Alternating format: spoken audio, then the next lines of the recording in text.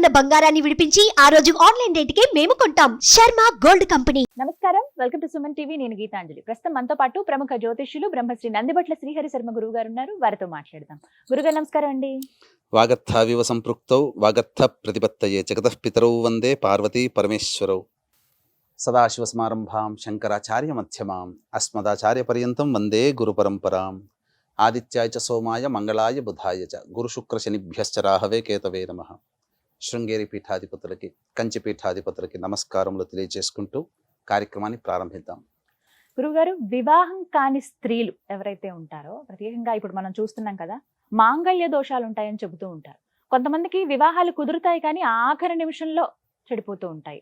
కొంతమందికి ఏమో అసలు వివాహాలు కుదరవు, కుజదోషం ఉందని చెబుతూ ఉంటారు. ఇలా ఎన్నో రకాల సమస్యలు వివాహానికి సంబంధించి మహిళలు ఎదుర్కొంటూ ఉన్నారు. ఇందులో భాగంగా ఇలా వివాహాలు కాని మహిళలకి ప్రత్యేకంగా ఏమన్నా వ్రతం గాని, పూజలు గాని, నోములు గాని ఉన్నాయా?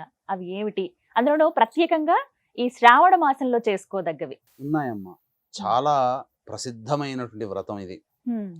ఇది ఏ నోము నోయాలన్నా, వ్రతము చేపట్టాలన్నా శుభమైనటువంటి మాసము కావాలి.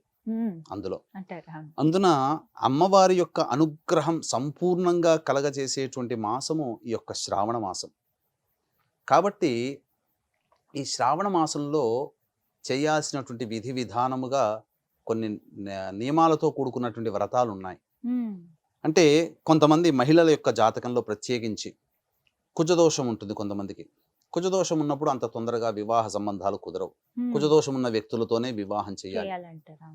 కొంతమంది మహిళలకి మాంగళ్య స్థానంలో పాపగ్రహాలైనటువంటి రాహువు, కేతువు, కుజుడు, శని, ఈ మాంగళ్య స్థానాన్ని వీక్షిస్తున్నటువంటి గ్రహాలు, అంటే రెండవ స్థానంలో ఎవరి జాతకంలో, ఏ స్త్రీ జాతకంలోనైతే లగ్నం నుంచి రెండవ స్థానంలో రాహువు కానీ, కేతువు కానీ, కుజుడు కానీ, అలాగే శని భగవానుడు కానీ ఉన్న ఏ స్త్రీ జాతకంలో జన్మించిన లగ్నాత్తు 7వ స్థానంలో కానీ, 8వ స్థానంలో కానీ, జన్మ లగ్నంలో కానీ రాహువు కానీ, కేతువు కానీ, కుజుడు కానీ, శని ఉన్న ఈ గ్రహాలు కలిసి ఉన్నా ఏమవుతాయనంటే వివాహ సంబంధాలు కుదరవు. వివాహ సంబంధాలు కుదిరినా కొన్ని దోష ప్రభావాలను విచ్ఛిన్నమై మళ్ళీ 2-3 వివాహాల కోసం ఎదురు చూడాల్సిన పరిస్థితి వస్తుంది. కొంతమంది మహిళలకి ఇలా జీవితాంతం కన్యగానే గడపాల్సినటువంటి పరిస్థితి వస్తుందమ్మా. కాబట్టి ఇవన్నీ కూడా తొలగిపోవాలి అని అంటే దుష్టగ్రహాల యొక్క దోషాన్ని నివృత్తి చేసేటువంటి ఒక గొప్ప వ్రతం ఒకటి ఉంది. అదే కాత్యాయని వ్రతం. ఈ కాత్యాయని వ్రతాన్ని ఏ మహిళ అయితే ఆచరిస్తుందో దాని ప్రభావం వలన అతి శీఘ్రముగా వివాహం అవుతుంది. అమ్మవారికి పరమేశ్వరుడు ఏ విధంగానైతే భర్తగా పొందాడో అంతే సమానంగా ఈ వ్రతం చేసేటువంటి మహిళ కూడా, స్త్రీ కూడా, కన్య కూడా అమ్మవారితో సమానమే. పరమేశ్వరుడు అంతటి భర్త లభిస్తాడు. కాబట్టి వీక్షించేటువంటి ప్రేక్షకుల్లో మహిళా ప్రేక్షకులు చింతించవలదు. మీ అమ్మాయి యొక్క వివాహం జరగట్లేదేమో అని బాధపడదు. ఈ యొక్క శ్రావణ మాసంలో మంగళవారం రోజున ఈ యొక్క వ్రతాన్ని ఆచరించమంది. ఎందుకనంటే మంగళప్రదమైనటువంటిది మరియు మంగళుడు దోషముగా ఉన్నటువంటి జాతకాల్లో ఆ మంగళ దోషాన్ని తొలగించేటువంటి వారముగా మంగళవారం చెప్పబడి ఉంది. కాబట్టి ఈ యొక్క కాత్యాయని వ్రతాన్ని ఆచరించాలి. ఈ కాత్యాయని వ్రతాన్ని ఆచరించేటప్పుడు మొట్టమొదట తొలిగా చేసేటప్పుడు బ్రాహ్మణుల యొక్క సహాయం తీసుకుని చేసుకుంటే మంచిది. కలశం పెట్టుకోవాల్సిందే. కలశం పెట్టుకొని చక్కగా వ్రత విధానముగా తల్లి దగ్గరుండి చేయిస్తే విశేషము, లేదా కన్య అయినా కానీ తాను చేసుకోవచ్చు.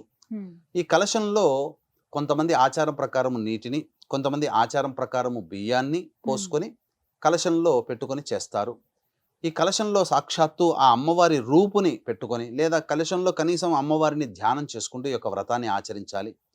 ఈ వ్రతాన్ని శ్రావణ మాసంలో మొదలుకొని శ్రావణ మాసం, భాద్రపద మాసం, ఆశ్వీజ మాసంలో ముగించుకోవాలి. అంటే ఈ ఆశ్వీజ మాసంలో అంటే బేసి సంఖ్యలో మనం చేసుకోవాలమ్మా. అంటే 9 వారాలు ఖచ్చితంగా, 9 మంగళవారాలు ఖచ్చితంగా చేసుకోవాల్సిందే. చేసుకుని 9వ మంగళవారం రోజున ఉద్యాపన చేసుకోవాలి. లేదు 11, 13, 16 ఇలా చేసుకోవచ్చమ్మా. కాబట్టి 9 మంగళవారాలు చేసుకుంటే చాలమ్మా. ఎందుకంటే సంఖ్యాశాస్త్రం ప్రకారం చూసుకున్న 9వ సంఖ్య కుజుడికి సంబంధించింది. కాబట్టి 9 మంగళవారాలు చేయాలి. చేస్తే శ్రావణ మాసం మొదలుకొని అమ్మవారికి అత్యంత ప్రీతికరమైనటువంటి దసరా నవరాత్రుల్లో మీరు ఉద్యాపన చేస్తారు. అప్పటికి ఉద్యాపన. ఆహా. అంటే శ్రావణ మాసం 4 వారాలు, ఉమ్. భాద్రపద మాసం 4 వారాలు, ఉమ్. ఆశ్వీజ మాసంలోకి వచ్చేసేసరికి 9వ వారం అవుతుంది. అవుతుంది. కాబట్టి దసరా నవరాత్రుల్లోనే వ్రత ఉద్యాపన జరుగుతుంది. ఉమ్. ఈ వ్రత ఉద్యాపన ఈ యొక్క 9 వారాల పాటు చేసిన తర్వాత ఉమ్. వ్రత ఉద్యాపనలో భాగంగా మీ శక్తి కొలది సువాసినులని పిలిపించుకోవాలి. ఉమ్. అంటే ఒకరినైనా, ముగ్గురునైనా, 5గురినైనా, 7గురినైనా, 9 మందినైనా, ఉమ్. అది మీ యొక్క శక్తిని అనుసరించి ఉంటుంది. శక్తిని బట్టి. ఎప్పుడు గుర్తుపెట్టుకొని వీక్షించేటువంటి ప్రేక్షకుల్లో ఏదైనా పూజ చేసినా ఉమ్. మనం అప్పు చేసామనుకోండి, ఏమవుతుందంటే భావన, అయ్యో అప్పు చేసామనే భావన ఉండిపోయి చేస్తుంటాం. చేస్తాం. కాబట్టి మనకు ఎంత- చేతనైంతగా చేసుకోమన్నది శాస్త్రం. అంతవరకు. కాబట్టి ఉమ్. శక్తి మేరనే చేసుకోండి. ఒకరినా, ముగ్గురునా, 5గురు అనేది మీ యొక్క ఇష్టం. కుటుంబ పోషణ ఉన్నటువంటి శక్తిని బట్టి. శక్తి బట్టి. ఉమ్. కాబట్టి ఆ ముత్తైదులు పిలిపించుకునేటప్పుడు ఎలా ఉండాలంటేనమ్మా, సాక్షాత్తు ఆ సువాసుని పిలుస్తుంటే 9 వారాల పాటు నువ్వు అమ్మవారిని పూజ చేసుకున్నావు కదా, ఉమ్. ఆ అమ్మవారిని కామాక్షి, మీనాక్షి, విశాలాక్షి అట్లా ఈ అమ్మవార్లని అందులో వాళ్ళలో చూసుకుంటూ ఉమ్. వాళ్ళు మీ ఇంటికి రాగానే సాదరముగా చేయి పట్టుకొని తీసుకొని వచ్చి ఉమ్. కాళ్ళని మీ చేతులతో కడగాలి. ఆ ఉమ్. సువాసనల యొక్క పాదాలని మీ చేతులతోనే, ఏ వ్రతం అయితే చేస్తుందో అమ్మాయి ఆమె చేతులతో పాదాలని కడుక్కొని తుడుచుకోవడానికి బట్టనిచ్చి రాగానే కాస్త కాళ్ళకి పసుపు పారాని, పసుపు అనేది అద్ది, ఉమ్. గంధము అద్ది, ఉమ్. కాస్త సేద తీరడానికి వారికి ఏదైనా పానీయం, నీళ్లు, నిమ్మరసము ఏదైనా కానీ ఇచ్చిన తర్వాత ఉమ్. ఆ పూజ వారి సమక్షంలో చేసుకుంటే ఇంకా మంచిది. ఆ వచ్చినటువంటి ముత్తైదుల సమక్షంలో ఉమ్. పూజ చేసుకున్న తర్వాత ఆ ముత్తైదులకి స్త్రీ అలంకరణ వస్తువులు ఉమ్. అంటే అద్దము, దువ్వెన, కాటుక, గాజులు, రవిక బట్ట, పూలమాల, పసుపు, కుంకుమ ఉమ్. ఇలాంటివి, ఉమ్. ఇవి మీరు ఒక చాట తీసుకోవాలమ్మా. ఉమ్. చాట తీసుకొని ఆ చాటకు కూడా పసుపు రాయాలి. ఉమ్. పసుపు రాసి దాంట్లో వస్త్రము పెట్టి, ఆ వస్త్రం అంటే శ్వేత వస్త్రం కానీ ఏదైనా కానీ ఉమ్. పెట్టి, ఆ చెప్పినటువంటి సుగంధ వస్తువులు అంటే స్త్రీ అలంకరణ వస్తువులు అద్దము, దువ్వెన, కాటుక, గాజులు, రవిక బట్ట, పూలమాల, పసుపు, కుంకుమ ఇవన్నీ ఇచ్చి దాని మీద మళ్ళీ వస్త్రం కప్పి ఉమ్. అప్పుడు ఆ ముత్తైదువులకి అంటే అవన్నీ పెట్టిన తర్వాత పూజలో పెట్టుకుంటాం కదా, ఉమ్. పెట్టిన తర్వాత ఆ ముత్తైదువులకి అమ్మవారికి ఏ విధంగానైతే పూజ చేయాలి, పాద పూజ చేయాలి, వాళ్ళని కూర్చోబెట్టి కుర్చీలో కూర్చోబెట్టి ఉమ్. ఆ పాద పూజ బ్రాహ్మడు చేస్తాడు. ఉమ్. ఎలా చేయాలనేది చేయిస్తాడు. చెప్తారు. ఉమ్. పాద పూజ చేసి ఆమెకి చక్కగా మళ్ళీ కుంకుమ అద్ది, నుదిటిన కుంకుమ అద్ది, తర్వాత గంధము, చేతికి గంధము, ఉమ్. తర్వాత పాదాలు మళ్ళీ నీళ్లు ప్రోక్షణ చేసి ఉమ్. ఆ అమ్మవారికి అర్చన చేస్తున్నాడు. ఆ పాదాల కంటే అక్కడ నీవు నీ ఇంటి ఎదురుగా ఆవిడనో అలా చూడకూడదు, ఉమ్. ఆలో అమ్మవారే సాక్షాత్తు. అమ్మవారిని చూడాలి. ఉమ్. అర్చన చేసేటప్పుడు ఆ అమ్మవారి ఆమె పాదాల దగ్గర అమ్మవారికి పూజ చేస్తున్నట్టుగానే అర్చన చేసి పూలు జల్లి ఉమ్. అప్పుడు ఇస్తినమ్మ వాయనం, పుచ్చుకుంటమ్మ వాయనం ఎందుకు ఇస్తున్నాము అలా 3 సార్లు చెప్పుకొని, ఎందుకు ఇస్తున్నాం, నాకున్నటువంటి వివాహ దోషాలు తొలగి నాకు శీఘ్రంగా వివాహం కావాలి, ఉమ్. నీకు ఆశీర్వచనం వివాహం అవుతుందని ఆ ముత్తైదు చేత అనిపించాలి 3 సార్లు. ఉమ్. ఇస్తినమ్మ వాయనం, పుచ్చుకుంటమ్మ వాయనం అని 3 సార్లు చెప్పుకుంటూ ఉమ్. ఎందుకోసం చేస్తున్నావు ఈ వ్రతాన్ని నువ్వు చెప్పాలి. చేసే అమ్మాయి ఉమ్. నీకు ఈ వ్రతం యొక్క అనుగ్రహం కలుగుతుంది, అమ్మవారి అనుగ్రహం నీకు సంపూర్ణంగా కలుగుతుంది, ఆమె కూడా దీవించాలి. ఉమ్. ఆ విధంగా దీవించిన చేసిన తర్వాత ఎంతమందికి శక్తి ఉంటుందో 1, 3, 5గురు ఉమ్. తర్వాత వాళ్ళకి భోజనం శక్తి ఉంటే భోజనం పెట్టండి. ఉమ్. పెట్టి వాళ్ళకి తాంబూలం ఇచ్చి ఉమ్. పంపించండి.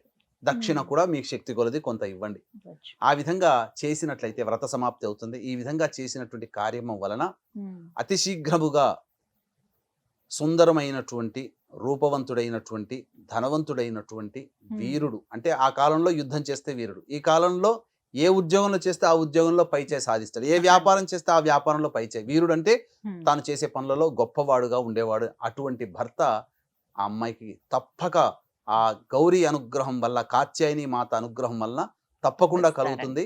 కాబట్టి మొదలు పెట్టుకొని ఈ యొక్క మంగళవారం రోజునే మొదలు పెట్టాలి. మహిళామణులు ఉమ్. మొదలు పెట్టుకొని ఆశ్వీజ మాసంలో దసరా నవరాత్రుల్లో ఉద్యాపన చేసుకోవాలి. ఉదాహరణకి 9 వారాలని చెప్పారు. చేసుకోవాలి. గురుగారు, మధ్యలో ఏమైనా అడ్డంకి వస్తే ఆ లెక్కని ఎలా చూడాలి? ఉంటాయమ్మా. అడ్డంకి వచ్చినప్పుడు ఉమ్. మీరు ఇది ప్రకృతి ధర్మంగా వచ్చేది, స్త్రీలకి రజస్వల ఋతుక్రమం అనేటువంటిది వచ్చినప్పుడు ఆ యొక్క వారము ఆపివేసి ఉమ్. మిగతా వారంలో చేసుకోవాలి. లెక్కించుకోవాలి. ఆశ్వీజ మాసం అంతా కూడా ఉంటుంది కదా ఉంటుంది అప్పటికి. మనకు 2 నెలల్లో మహా అయితే 2 అడ్డంకులు వస్తాయి. అంతే ఆశ్వీజ మాసంలో కవర్ అవుతాయి. అప్పటికి. ఏదైనా ఆశ్వీజ మాసంలో ఉద్యాపన చేసుకోవాలి.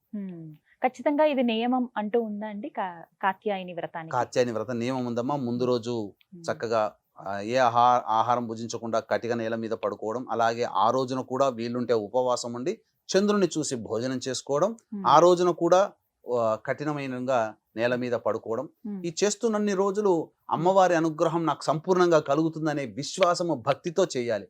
2-3 వారాలు చేసేసి ఇంకా సంబంధాలు రాలేదేంటి అట్లా అనుకోకూడదు. నువ్వు చేయాల్సిందే నీ విద్యుక్త ధర్మం నువ్వు చేయాలి. ఎన్ని వారాలు గురుగారు? 9 వారాలు చేయాల్సిందే. 9 అయితే ఆ పై అనేది వాళ్ళ ఇష్టం. ఈ విధంగా ఆచరించాలి. ఈ వ్రత విధానం అన్ని మనకి పుస్తకాలు దొరుకుతుందమ్మా. వ్రత విధానం కాత్యాయని వ్రతం అనే పుస్తకం దొరుకుతుందమ్మా.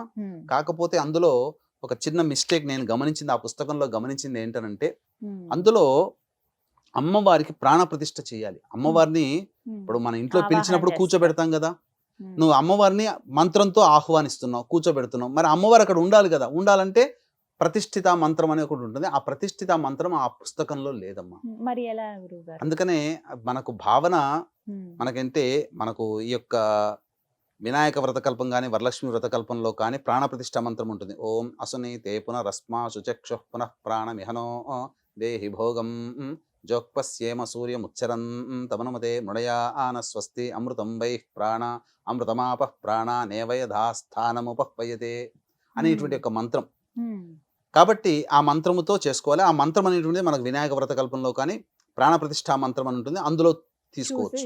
ఎందుకంటే ఆ కాత్యాయని వ్రతం పుస్తకం ముద్రించిన వాళ్ళ దాంట్లో లేదు, నేను గమనించింది. మళ్ళీ వాళ్ళు ఏమైనా రివైజ్ ప్రింటెడ్ ఉంటే గనక మళ్ళీ దాంట్లో ముద్రించుంటారేమో, లేకపోతే కనీసం ఆ భావనతో మనం ప్రతిష్ఠ చేసేటప్పుడు ఆ తమలపాకుని అమ్మవారి కలశం మీద ఇలా పెడతాం కదా. ఈ 2 అంటే ఇది మృగముద్ర అంటారు, జింక ముద్ర. ఇలా పట్టుకొని ఇలా పెట్టినప్పుడు చూపుడు వేలు చిటికెన వేలు పైన ఆనిచ్చి మిగతా 3 వేలు పట్టుకొని ఆ 3 వేల మధ్యలో తమలపాకుని ఇలా పట్టుకొని ఆ కలశం మీద ఆనిచ్చి, నేను గౌరీదేవి, నేను నిన్ను నా యొక్క దోషము తొలగిపోవడం కోసం నేను ఈ వ్రతాన్ని ఆచరిస్తున్నాను కాబట్టి ఇందులో ఉపస్థితమై ఉండమ్మా అని ముమ్మారులు అనుకోవాలి.